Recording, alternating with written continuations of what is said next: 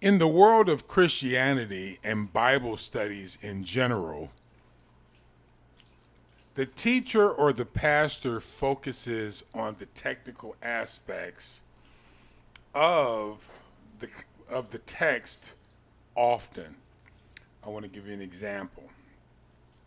If Jesus heals someone, they'll focus in on the technical aspects of how Jesus healed that person. That he put mud on his hand, that he spat, that he, those sorts of things. They'll come from that perspective of what Jesus did in creating the miracle when he fed the 4,000, 5,000, the little boy, the 12 baskets, the technical aspects.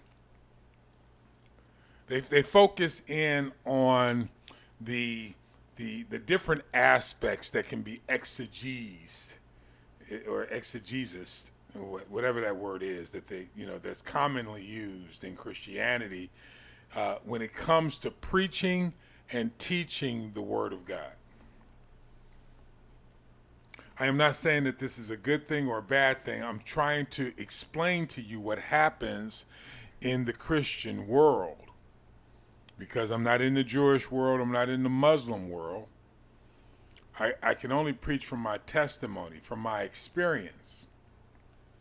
This is done very on purpose. And the main reason why is because what they're trying to do, or what they're doing in most cases, is putting you in the environment so that you can see those technical aspects, which is hopefully will convince you that you need to be a part of this because of the end result. So the focus is the healing itself, the deliverance itself. So if you put this in, you get this out type of thinking.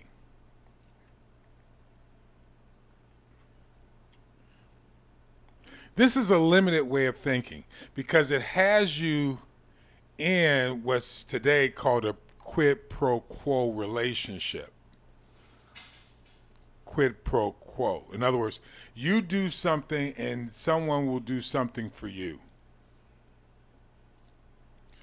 And in my estimation, this misses the whole point of the relationship aspect of the text. It puts you in a hard position. Because what you're doing is you're reading for the purpose of getting a result.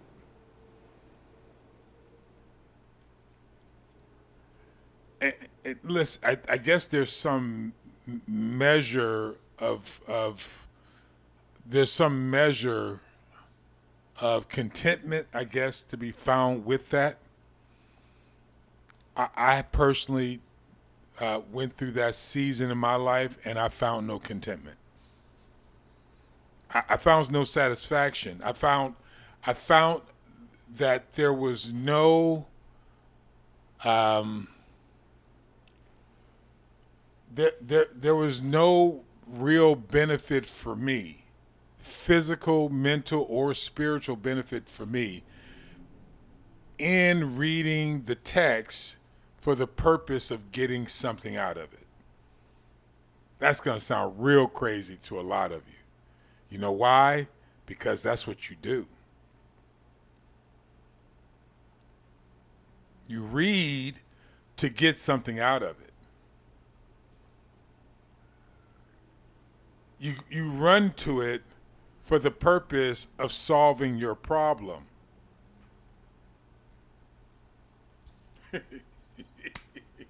And you're probably thinking right now, what's wrong with that?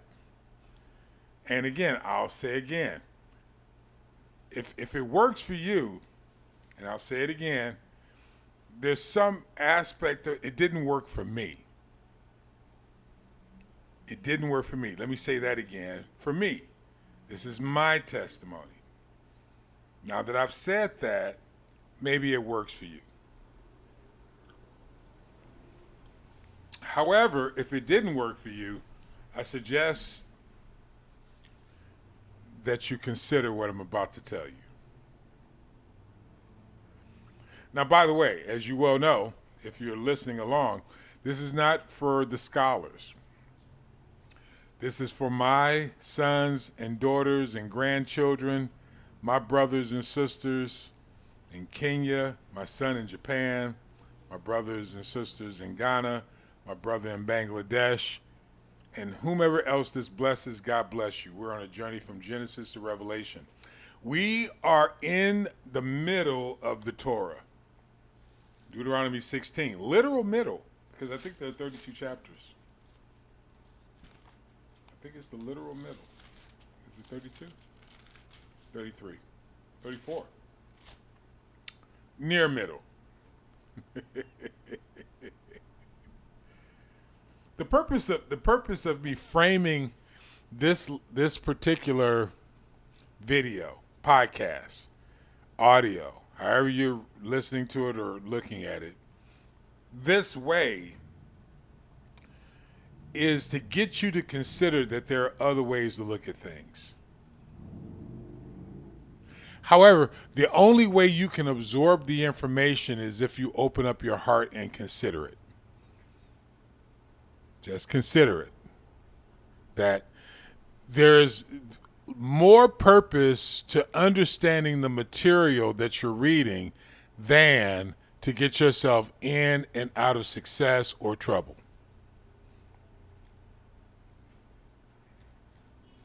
That there are other motivations, there are other purposes, there are other intentions involved. That there are greater things than your individual desire. And that your individual desire may be based upon your human existence, which would position you outside of the will of God.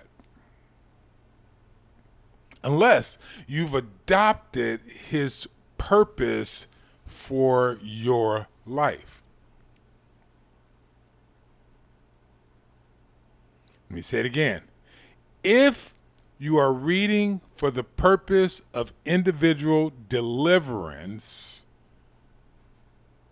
individual escape, individual success, individual, which is human purposes. If you are not considering the body, which you are not all of the body, you are a part of the body. If you are not considering the body in your calculation, you might be outside of the will of God.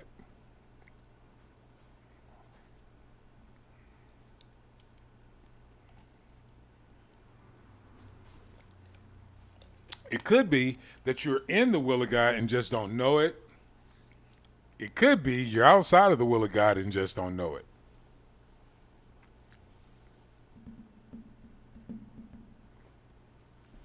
Now, I know we're talking about the feast. This one we're going to call the Feast 2.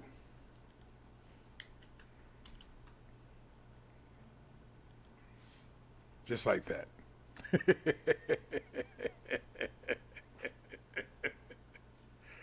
Just like that. It happened just that quickly. And the reason why we're doing it this way is I want you to understand that the three feasts had a purpose. Individually, all three feasts had individual purposes. It has never been explained to you the way I'm going to explain it to you. Or maybe it has. There's nothing new under the sun. But at least in my time frame, in my circle of influence, to my kids, my grandkids, and those who consider me a teacher, I do not believe that it's been explained to you this way. There were three feasts. The Passover, the Feast of Weeks, and the Feast of Tabernacles. Now, I explained the technical feasts to you in the book, out of the book of Exodus, I believe, or Leviticus, I don't remember. But I did explain them. I think Exodus. So I'm not talking about the technical aspects. Please study to show yourself approved and go back. Like I said before, it becomes harder and harder to go back. So I feel bad because I want you to get the full breadth of what's being explained to you. But you just got to go back and listen to the breakdown of the feast. The feast in the Christian church have been discounted. Not so much in the Jewish tradition. In the Christian church, this has been discounted, which is a bad thing, because it has killed the need for relationships on the inside of the ecclesia, the church, not the temple, the church, on the inside of the people who are collaborating or should be collaborating as a church. The feasts are now not seasonal. It's just the leadership will get together when the leadership gets together, and they will invite who they want to invite, and they will not invite who they do not want to invite. It is all emotional. Wrong mindset. But it is the mindset now of the modern Christian church that we're going to make emotional decisions based upon who we like.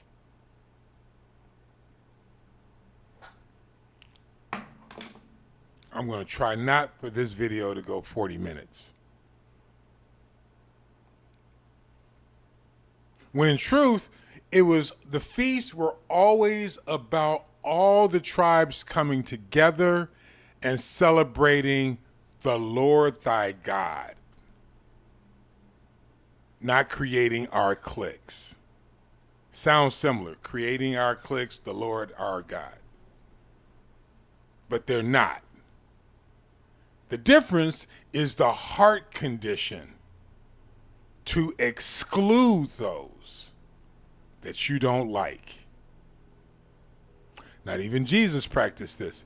Jesus did not practice this with Judas Iscariot. He did not practice this with Peter. He did not practice this with his disciples, because it is not an emotional thing for all the tribes to get together and eat and collaborate on the journey. How do you see the Old Testament? How do you see the Torah? Can you not see that the Torah is nothing but a journey?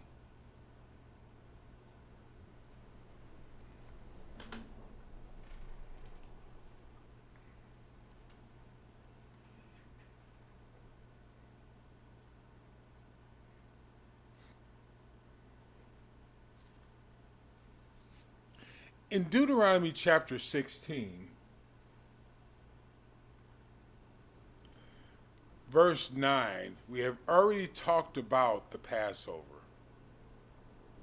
So I'm not going to go into the Passover, okay? We all recognize what the Passover is. It was a feast. It wasn't a cracker and a small cup of juice. There were sacrifices made, which means there was killing and cooking, which means there was gathering in a place. It wasn't in and out for 10 or 15 minutes. It's the feast of unleavened bread. It was the Passover and unleavened bread. And on the seventh day there was a solemn assembly. 6 days shalt thou eat unleavened bread, and on the seventh day a solemn assembly to the Lord thy God. This is Shabbat. Sounds like I was talking about one thing. I was talking about the Passover and Shabbat. I was talking about two things. It's the Feast of Unleavened Bread. It's the 7 days that we were to spend together. This is feast number 2.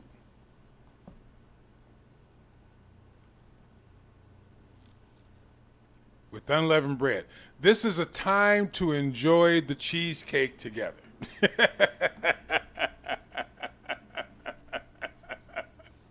See, because a lot of you thought unleavened bread, like me. I thought it was just this dry cracker because that's the way I grew up.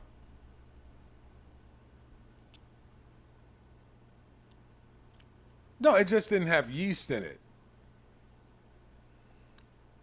Shabbat was celebrated. Um,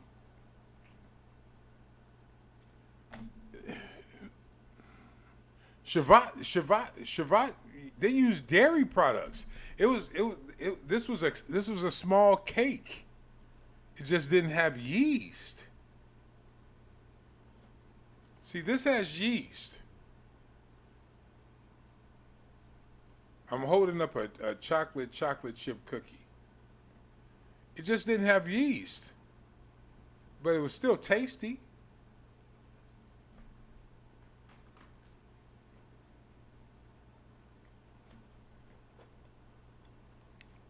And it was done together. A solemn assembly to the Lord thy God. Thou shalt do no work. A solemn assembly to the Lord thy God. This means it was for all of Israel and the Levitical priests, because they kept saying, don't forget the Levitical priests. We have a responsibility to the Levitical priests. Now, it may sound self-serving, but I consider myself one of those priests. Because I'm not a business person. I'm not a prince.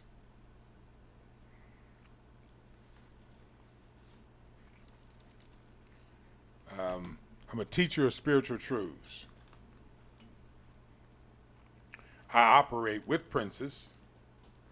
That's why I can speak into the life of a prince and they can succeed, and I try to do the same thing and it doesn't work for me because I'm a priest. I'm a teacher. I'm the one that sets up the sacrifice for you. And I'm comfortable with that. I like being that person. Took a lot of years to feel comfortable with myself. And it came through the rejection of others.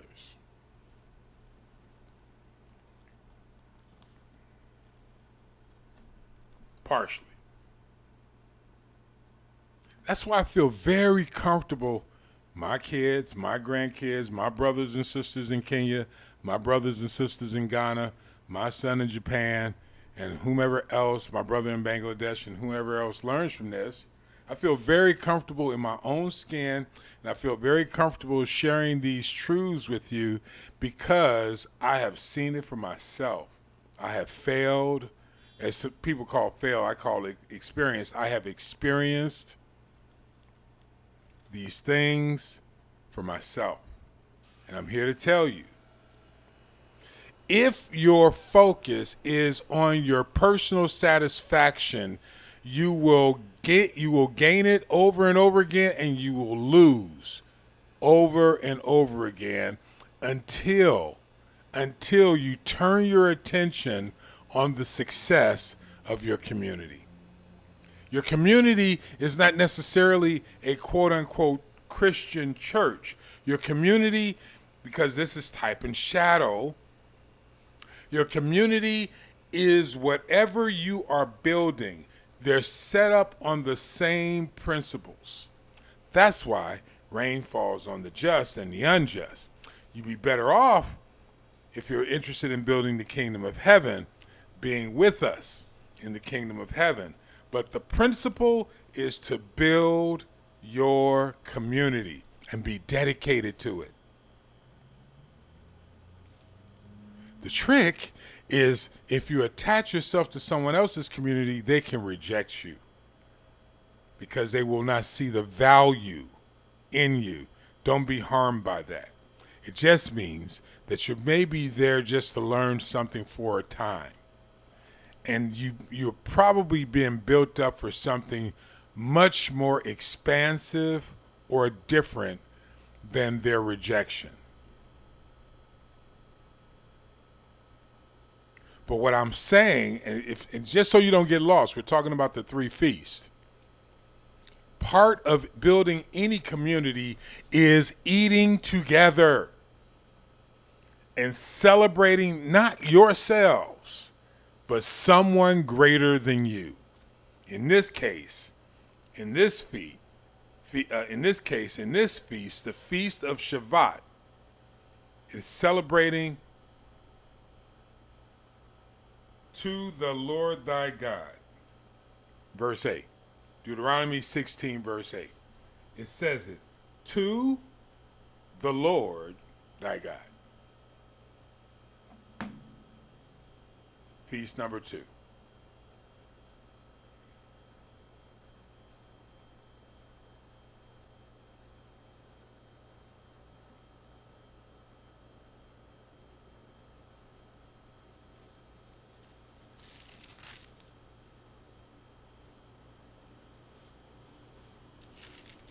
Hope I got that right. Just want to make sure. Sacrifice of the Passover at evening, verse 6. Season comes forth, and thou shalt roast and eat in the place of the Lord thy God chooses, and thou shalt turn in the morning and go to the tent. 6 days shalt thou eat unleavened bread. So that's the unleavened bread. 7th day solemn assembly.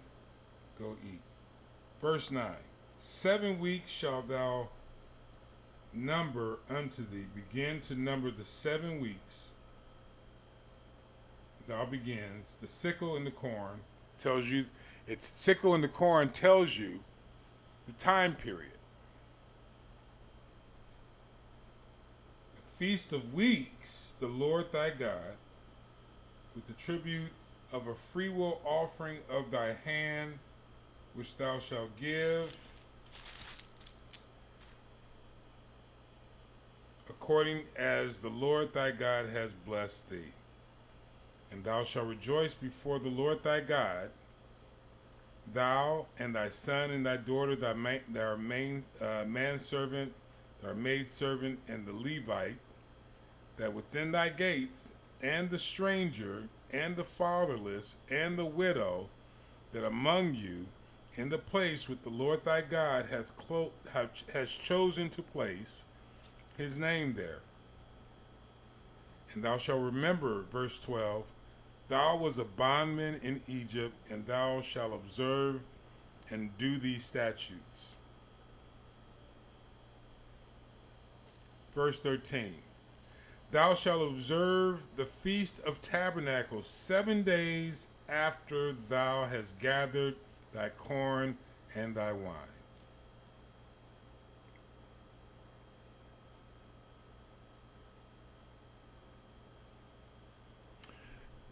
Follow me to verse 16.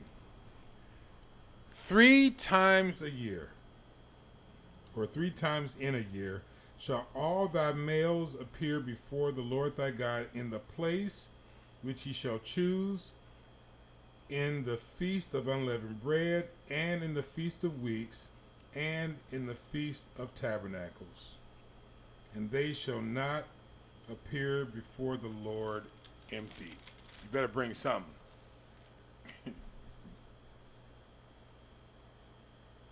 7th day, 7 weeks, 7 years.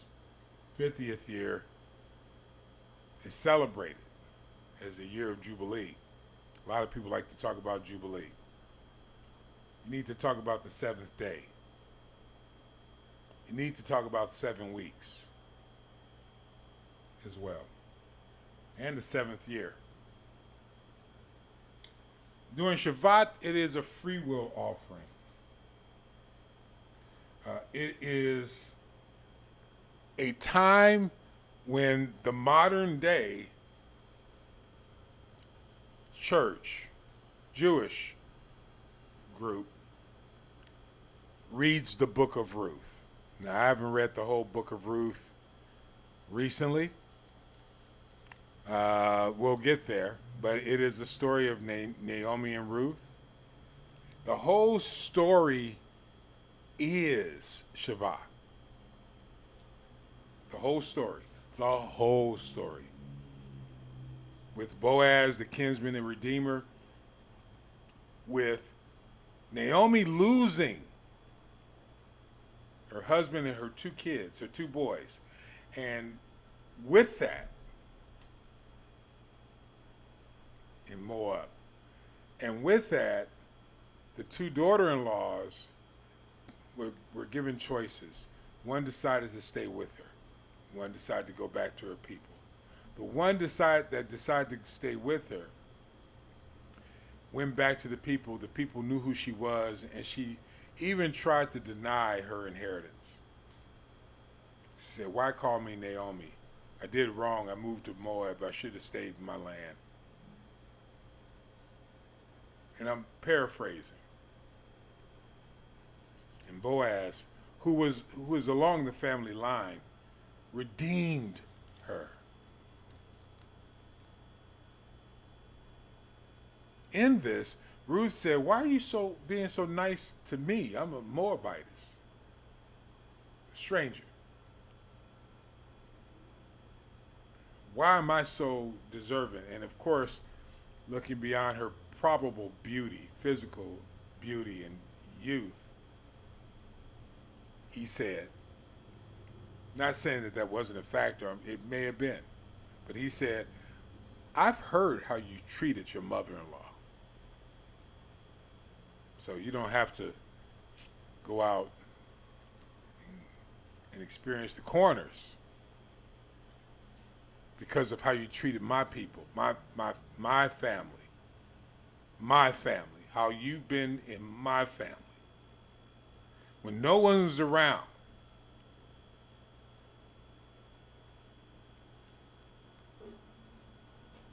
and you made the decision that another daughter didn't make, which is you stuck by the elder. And you came back in your poverty, not expecting anything. A husband, nothing. But the kinsman redeemer decided that she no longer had to go out into the fields, that she can follow behind the young men who were commanded not to touch her. He protected her. This is Shabbat. This is the time of harvest. This is being on the right side of the harvest. And the reality is, today's modern church is buying when they should be planting and planting when they should be buying. We're on the wrong side. And until we decide to value the feast, you say, "Paul, what does that have to do with the feast?" Because that's when they all come together. That's when all the believers, whether you like them or not, should come together and solidify their commitment, not to you, but to the Lord thy God. If you can't honor the traditions of God, but you demand that people honor your traditions of man, and you're uncorrectable because you think they should be corrected because they're not honoring your traditions, they're not the ones who are going to miss out. The feast. CashApp $MrPaulDozier. CashApp $MrPaulDozier, or CashApp $the Mr. Paul Dozier. CashApp $the Mr. Paul Dozier. Right now, both work. The Mr. Paul Dozier is the new one. Or if you're in America, I would appreciate a Zelle. Send whatever you like. paulcdozier@gmail.com. paulcdozier@gmail.com. You can also support me by buying a book or 2 or 10 on Amazon Books. Ghetto Education, written by Paul C. Dozier, or The Christ Culture, The Business of Ministry. There are 2 other books, too. One's a book of poetry and poems called, what is that called? I forgot. See What I See. Life as Seen by Paul C. Dozier. And then the other one's called Get the Hell Out, Seeing People with the Right Eyes. This is my personal Bible study, so please study to show yourself approved. But listen, I appreciate you taking this journey with me, and thank you for taking this journey with us, those who are interested in establishing the kingdom of heaven.